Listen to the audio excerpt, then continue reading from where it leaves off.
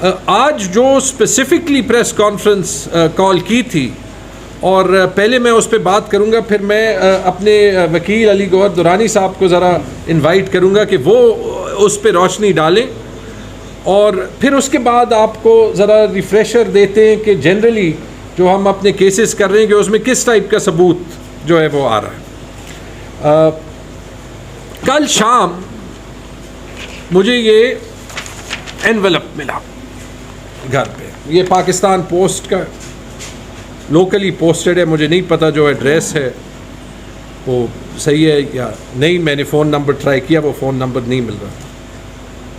ये है एक सील्ड, इसकी आप बाद में तस्वीर भी ले लें, ये इलेक्शन कमीशन का लोगो है, ये है एक सील्ड दिखा रहे हैं। ना इलेक्शन कमीशन ने कोई एक्शन लिया, ना चीफ सेक्रेटरी नदीम चौधरी ने कोई एक्शन लिया, और हमने कहा कि हम प्रेस को भी ये दिखा देते हैं कि एक और सबूत। अब पता नहीं इन्होंने क्या किया है, ये असली फॉर्म्स हटा रहे थे, ये कोई हंसने की कोशिश है। एक तो ये कि हम ये सबमिट करेंगे इंशाल्लाह, जब मंडे को हेयरिंग होगी ये हम ट्रिब्यूनल में सबमिट करेंगे, और मैंने नहीं खोला, अपने ऑब्वियसली बड़ा दिल करता था कि खोलूं, क्योंकि इसमें जो है वो अगर वही रिज़ल्ट निकला जो फॉर्म 45 हम कह रहे हैं, तो फिर तो ये गेम सेट एंड मैच होना चाहिए। लेकिन वकील साहब ने कहा कि इसको नहीं खोलते, इसको हम इलेक्शन ट्रिब्यूनल में एज एविडेंस सबमिट करते हैं, तो इंशाल्लाह वो हम करेंगे। लेकिन मेरे ख्याल में इसके बाद तो एक तो ये रिक्वेस्ट होगी हमारी अदालतों से कि किसी को ये केसेस में डिले ना करने दें। अगर इस लेवल पे डाका हुआ है जो हम कह रहे हैं, तो यहाँ पे सिर्फ इंसाफ होना चाहिए। दूसरी बात ये कि दोबारा से चीफ सेक्रेटरी साहब को, ये हमारे डीसी साहब, आफाक वज़ीर साहब, जिनकी सिक्योरिटी में रात को कोई जो है वो अंदर इन 2 लोकेशंस पे नहीं जा सका, और रिज़ल्ट ये है। और इसके अलावा जो ये 9 आरओज़ हैं इतने सबूत के साथ, कि इन पे ड्यू प्रोसेस के साथ डिसिप्लिनरी एक्शन लिया जाए, क्योंकि अगर कोई इलेक्शन के रिज़ल्ट को इतनी बेदर्दी से चेंज कर सकता है तो वो कैसे दयानतदारी के साथ अपना जॉब जो है वो करेगा। मैं अली गौहर साहब को इनवाइट, कंप्लेंट थ्रू कुरियर भी भेज दी है, थ्रू ईमेल भी हमने भेज दी है आज सुबह ही। सेक्शन 191 जो है इलेक्शन एक्ट का 2017 का जो एक्ट है, उसमें क्लियरली ये इलेक्शन कमीशन ऑफ पाकिस्तान की ड्यूटी है कि जब भी कोई सरकारी बंदा जिसकी ये ड्यूटी है कि वो इलेक्शन ड्यूटी परफॉर्म करे, वो अपनी ड्यूटी परफॉर्म नहीं करता, या वो इलेक्शन रिज़ल्ट को इन्फ्लुएंस करने की कोशिश करता है, या किसी तरीके से अपनी ड्यूटीज़ परफॉर्म करने में वो कामयाब नहीं होता, या उसकी फेलियर आती है। उसके अलावा अगर सीक्रेसी में कोई इशू आता है, तो ये सारा का सारा जो रिस्पॉन्सिबिलिटी आती है हमारे आइन के मुताबिक आर्टिकल 218, 219 के नीचे, ये इलेक्शन कमीशन का काम है। और उसको हम इलेक्शन एक्ट के पैराए में जब देखते हैं, तो ये सारे का सारा जो रिस्पॉन्सिबिलिटी आती है इस चीज़ को आगे बढ़ाने की, वो इलेक्शन कमीशन ऑफ पाकिस्तान की है। हमने इलेक्शन कमीशन ऑफ पाकिस्तान को बाकायदा ऑफिशियली कंप्लेंट कर दी है। इस डॉक्यूमेंट को हम सबमिट कर रहे हैं इलेक्शन ट्रिब्यूनल में भी। वी आर रेडी के हमसे जो जिस लेवल की भी कोऑपरेशन चाहते हैं, चाहे वो इलेक्शन कमीशन ऑफ पाकिस्तान हो या जो भी इदारा हो, अगर कोई जुडिशल इंक्वायरी होती है, we are ready to furnish this document, और इसकी फोरेंसिक्स भी हो जाए। हमें कोई इशूज़ पे इसलिए नहीं है because the envelope is sealed. जो एनवेलप है अभी तक वो सील्ड हालत में है, उसको खोला नहीं गया। तो कानून जो कहता है कि अगर कानून की खिलाफ वर्जी होती है तो इलेक्शन कमीशन ऑफ पाकिस्तान की ये ड्यूटी है, उनकी ये रिस्पॉन्सिबिलिटी है। में हुआ है, और जल्दी से मैं आपको इन 9 सीटों की समरी देता हूं 1 बाय 1, क्योंकि ये एक सीट पे नहीं हुआ। ये बड़ा क्लियर है जब हम कहते इलेक्शन कराएं कि वो इन्वॉल्व थे, कि ये हुआ है हर जगह। और ये देख ने जीता था, ये ऊपर टेबल में है असली रिजल्ट, उनके ये हो ही नहीं सकता। आगे जाएं, ये अली सर प्रिजाइडिंग ऑफिसर्स के पास नहीं जा सकता। तो इनकी अगर आप हैंड राइटिंग सिग्नेचर्स देख लें तो बड़ा सिंपल नज़र आता है, जहाँ पे सिग्नेचर फोर्ज्ड है या जब मल्टीपल फॉर्म्स पे हैंड राइटिंग एक है। ये झूठ आप छुपा नहीं सकते। अच्छा, अगली सीट पे जाएं, ये 700 से बढ़ा के ये एजाज साहब के 45,959 वोट किए गए, जिसकी वजह से टर्नआउट हुआ 41% नंबर पर। पूरे पेशावर में 35-40% है, एकदम से 62% हो गया। अब इसका जो है वो देख लें, ये मैं सिर्फ आपको झलके दिखा रहा हूँ। इनके अरबाब साहब के हल्के पे 55 रिजल्ट चेंज हुए थे 100 में से। अब उसमें से कुछ पे आप टर्नआउट्स देख लें, 94%, 92%, 100 पर देखा है। जो अटेस्टेड कैंडिडेट के पास मौजूद है, इलेक्शन कमीशन का अटेस्टेड, अदालत में पेश होगा, जिसमें हर पोलिंग स्टेशन का बैलेट काउंट होता है कि कितने वोट डाले गए हैं। उसके मुताबिक सिर्फ 57,000 वोट डाले गए हैं।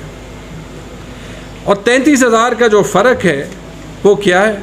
वो उतना ही है जो फॉर्म 45 असली और नकली दिखाते हैं कि वोट ज़्यादा हुए हैं। तो ये तो पहले दिन को ये सबूत सामने आ जाएगा। अगली सीट पे अगर आप करनी पड़ी, वो गलती से इन्होंने जो है वो इलेक्शन कमीशन पे डाल दिया। मैंने एक काम किया है, मैंने अपने रिज़ल्ट MNA अरबाब शेर अली के रिज़ल्ट से पोलिंग स्टेशन वाइज कंपेयर किए।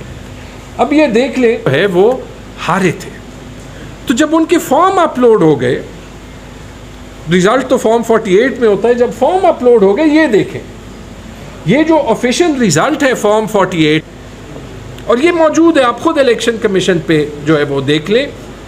और ये आसिफ खान के हल्के में भी होगा, ये आमिर अयूब के हल्के में भी होगा। आगे जाएं, पोलिंग स्टेशन सिर्फ ऐसे है जहाँ पे 2 फॉर्म 45 अपलोड किए गए हैं, असली वाला भी नकली वाला भी। बाकी कहीं पे नकली नहीं किया, असली किए। ज़बरदस्त जो है वो एविडेंस ट्रेल छोड़ी है। आगे जाएं, तो वो प्रेस कॉन्फ्रेंस भी की थी, बयान भी दिया, तो उनके भी है। तो मेरे साथ 4 सेट है यानी फॉर्म 45, 4 सेट्स फॉर्म 45। अच्छा, ये सारे आपके का साथ एग्री करते हैं? करते हैं, इधर आके प्रेस कॉन्फ्रेंस 1 to 1 एग्री करते हैं। तो ये क्या होगा, मतलब मुझे बता दें। फिर कामरान के आगे जाए, ये ब्लू लाइन अगर आप देख लें, ये हर पोलिंग स्टेशन पे कामरान का असली रिजल्ट है। और ये ग्रे एक अहम दस्तावेज़ आपके सामने रखी, जिनको हमने पुलिस स्टेशन में भी जमा दरख्वास्त दे दी है और साथ ही साथ हम ट्रिब्यूनल के केस में भी रखेंगे। और ये सिर्फ तैमूर जगड़ा के हल्के का नहीं है।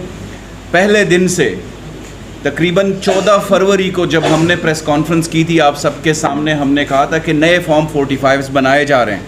हमारे पास मुसद्दिक़ा इत्तलात हैं। और ये आप देख लें, ये सिर्फ मेरे हल्के में नहीं बल्कि सब हल्कों में नए फॉर्म 45 बनाए गए। और ये जो सील्ड एनवेलप है, ये ओपन एंड शट केस है। पेशावर के DRO, पेशावर के ROs ने ये अवामी मैंडेट के ऊपर डाका डाला है। हमारे PK 82 के 90 पोलिंग स्टेशंस में 51 पोलिंग स्टेशंस जो हैं उन्होंने हमारे वोट्स और मलक तारिक अवान के वोट को स्वैप किया है। और कई जगहों पे ऐसा है, जैसे कि जहाँ पे मेरा घर है वहाँ पे 11 वोट्स इन्होंने हमें दिए हैं जो फेक फॉर्म 45, और मेरी फैमिली के तकरीबन 25 वोट्स बनते हैं। इसी तरह एक पोलिंग स्टेशन पे 2 वोट्स मुझे पड़े हैं। उस पोलिंग स्टेशन के इर्द गिर्द हमारी तंजीम जो है तहरीक इंसाफ के, उनके तकरीबन 45 अरकान है पाकिस्तान तहरीक इंसाफ की तंजीम के। तो ये भोंडा मजाक हुआ है। 51 पोलिंग स्टेशंस पे एक ही शख्स ने नए फॉर्म 45 बनाए हैं। इलेक्शन कमीशन से उन्होंने फॉर्म 45 उठाए हैं, उसको फिर अपलोड किया है। हम 12 तारीख से बल्कि 9 फरवरी से हम दरख्वास्तें दे रहे थे, ना RO जगह पर मौजूद थे, ना DRO मौजूद थे, ना इलेक्शन कमीशन। बल्कि इलेक्शन कमीशन ने हमें ख़ुद कहा तकरीबन 25 फरवरी को कि हमारे पास अभी तक फॉर्म 45 या डेटा हमारे पास नहीं पहुंचा। और फिर हमारे हलकों में 5 मार्च को, जबकि इलेक्शन एक्ट के तहत 14 दिन के अंदर अंदर इन्होंने अपलोड करने होते हैं, ये इलेक्शन एक्ट में है, लेकिन तकरीबन 1 महीने के बाद इन्होंने 5 मार्च को इलेक्शन कमीशन की वेबसाइट पर ये फॉर्म जो फैब्रिकेटेड फॉर्म 45 हैं ये अपलोड किए हैं। 51 पोलिंग स्टेशंस में इन्होंने स्वैप किया है मेरे वोट्स और तारिक अवान के वोट्स। और वो दस्तखत जो हैं उनको हमने एनालाइज़ किया है, तो जो मेरे पास फॉर्म 45 है, जो इलेक्शन कमीशन की वेबसाइट पर NA 32 के फॉर्म 45 हैं, और फिर फॉर्म 46 जो हैं, उन तीनों में दस्तखत सेम है, जबकि इन्होंने जो बनाया है वो किसी शख्स को बिठाकर वो कॉपियाँ की है दस्तखतों की, जो वाज़े नज़र आ रहा है। ये मिसाल हमने आपके सामने रखी है। तो ये डेटा हमने अपने लॉयर के थ्रू इलेक्शन कमीशन में भी जमा कराया है, और ये बड़ा वाज़े ओपन एंड शट केस है पेशावर में। हमने बहुत ज़्यादा, हमारे वकला ने बहुत ज़्यादा मेहनत की है, और बारहा हमने इलेक्शन कमीशन से दरख्वास्त की है, और ये जो सबूत अभी सामने आया है, सील्ड एनवेलप है फॉर्म 45 की, इस पे तो मेरे ख़्याल से इलेक्शन कमीशन को फिल फॉर एक्शन लेना चाहिए, DRO और ROs को, और अगर रत्ती बराबर अखलाकियात भी है, रत्ती बराबर पख्तूनवली भी है इन DROs में, इन ROs में, तो उनको फिल फॉर मुस्ताफ़ी होना चाहिए। और जो फॉर्म 47 के MPAs और MNAs हैं, वो अगर आवाम को फेस नहीं कर सकते और पब्लिक में नहीं जा सकते, किसी गमी शादी में नहीं जा सकते, चुप चुप आके फिर रहे हैं, अगर उनमें भी रत्ती बराबर गैरत है तो उनको फिल फॉर पब्लिक में आना चाहिए, मुस्ताफ़ी होना चाहिए, और आवाम से माफ़ी मांगनी चाहिए।